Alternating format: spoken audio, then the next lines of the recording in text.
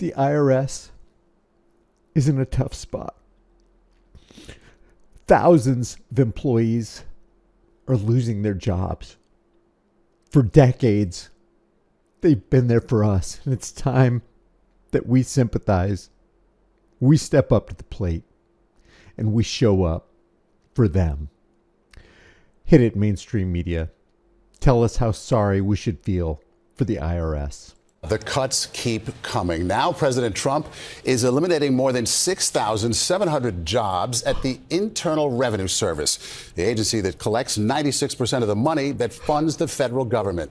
And he's doing this at the height of tax season, when Americans are checking their mailboxes for the W-2s and 1099s they need to fill out their 1040s. And here's another number for you, 800-829-1040. That is the number many taxpayers will be calling to reach the IRS for help and hoping they'll reach an experience. I think I'll pick up the phone and call the IRS for some help, said no intelligent person ever. Its agent to answer their questions. Chief White House correspondent Nancy Cordes looks tonight at the impact of the IRS cuts on the workers and on Americans who depend on them. Nancy? Americans depend on the IRS, says fake stream CIA infiltrated Operation Mockingbird, MK Ultra Media. Put your boots on. It's going to get deep.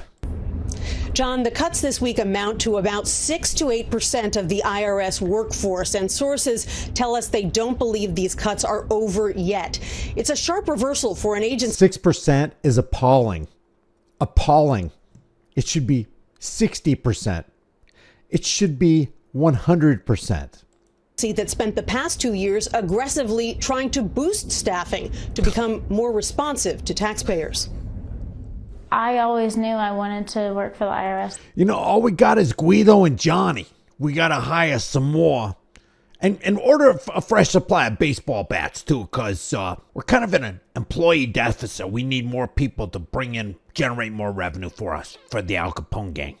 This was my dream job. Today was day one of Elizabeth Corona. Wait, did I hear that right? I always knew I wanted to work for the IRS. This was my dream job. Today. What kind of household did she grow up in? Nobody on this planet has a dream job with the space filled in IRS. I knew I always wanted to work for the domestic terror cell known as the IRS. I knew I always wanted to be part of the Gambino tribe. You know, I like Carlos. I think he's doing a lot of good work over there in Chicago and New York. And I thought, you know what? When I grow up, I want a baseball bat with barbed wire on it, too.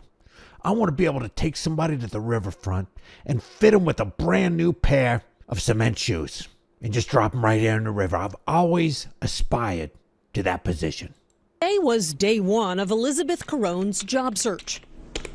Elizabeth Corone. She's part of the Corone family. 22-year-old from New Orleans was let go yesterday after just 6 months at the IRS, where she worked as an auditor on high-income tax returns. We were already really needing more employees to handle the cases that we already had. We needed more thugs, she says.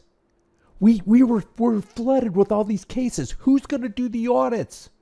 Who's going to exact the economic terrorism against the American people? Who? We were already really needing more employees to handle the cases that we already had. CBS News obtained an email that was sent to IRS workers this week. It said those being fired were newer probationary employees who were not deemed as critical to filing season. Let's see what this letter says. We are directing you to come into the office tomorrow and Friday. Any previously approved leave is canceled when you come in. Bring any government-issued equipment, PIV and access cards, pocket commissions, travel cards, parking permit, and paper case files. We understand that coming in on short notice may be an inconvenience, and we truly appreciate your flexibility. If you have any scheduling conflicts, reach out to your manager as soon as possible so we can work with you. Under an executive order, IRS has been directed to terminate probationary employees who were not deemed as critical to filing season. We don't have many details that we are permitted to share, but this is all tied to compliance with the executive order. Thank you for your cooperation. What do we know about the people who are being let go? I'm hearing that it is across all functions. So it includes people who provide taxpayer services and answers the phones. Lily Batchelder is a tax policy expert and served as an assistant Treasury secretary under President Biden. I just don't see how, when you suddenly fire thousands of employees in the middle of the filing season, that is not going to put the filing season at risk. Administration officials say in any operation that is in debt, you would look to cut costs and lay off workers. Why isn't that a valid approach in this case? Well, first of all, the IRS actually brings in revenue. So for every dollar that you invest in the IRS, it reduces budget deficits by. Well, first of all, you have to understand the Gambini and the Genovese and, the Capone family, they generate revenue from the residents of Chicago. Now, yeah, it's true they use baseball bats and the barrel of firearms to do it. It is an extortion racket, is what it is. It's always been an extortion racket. You're basically taking from the laboring energies of Americans for no freaking reason. And then, when you take it, you waste it. And you spend it on wars, and you spend it on abortions. You spend it on the prison industrial complex and the military industrial complex and the big pharma industrial complex. Don't you think it's time to end that organization? Let me just ask you a question. Do you think you're more in danger by an Al-Qaeda agent making his way onto American soil and jeopardizing the lives and livelihood of your family? Or are you more in danger by the domestic terror cell known as the IRS? $6. Kevin Hassett, one of President Trump's top economic advisors, told reporters at the White House that all the federal job cuts will make agencies more efficient. Nobody's going to the buildings. People aren't commuting because nobody's doing their job. I have an objection with this because I don't want the IRS to become more effective and efficient. I don't want them to exist. Do you want the IRS to exist, the Internal Revenue Service? Do you want the Federal Reserve to continue to exist? Do you want the income tax to exist? Do you want property taxes to continue on?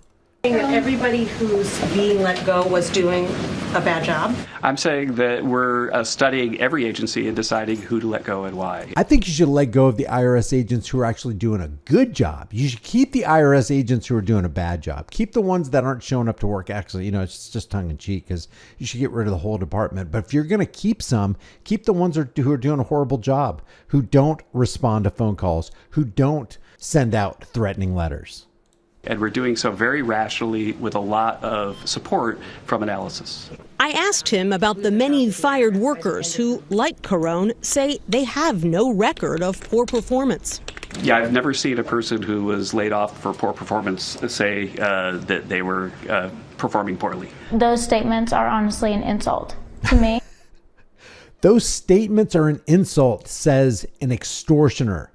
Think about this. If you had a neighbor who her dream job or his dream job was to become part of an organization that stole a percentage of your wealth, what would you think about such a person right here?